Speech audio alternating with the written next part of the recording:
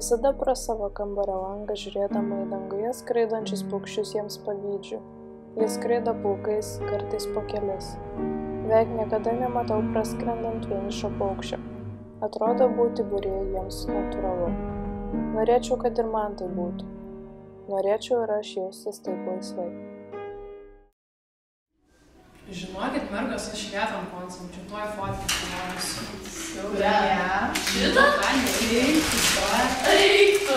Arna, matei, kaip atrodai? Taip, gerai. Liepo.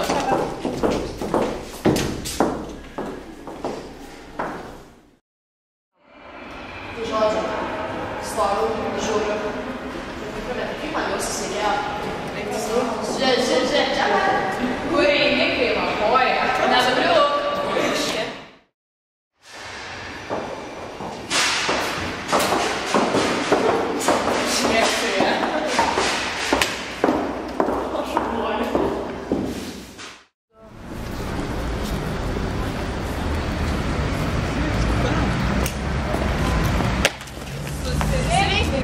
Kas tau? Nevykėlė, susirink.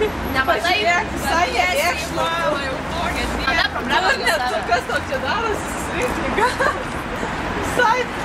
Kokios pienos pas tave yra? O čia reikia. O, aiškiai, kas tu Kaip pati ją pastumė? Jau iškliuvo. Aš mačiau, kad ją pastumė. Ką eikit savo reikalais. Ai, davai, varom. Viskas gerai?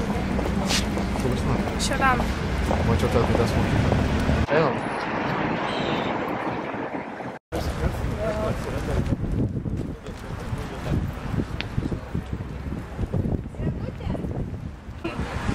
Labas, aš Gintarė.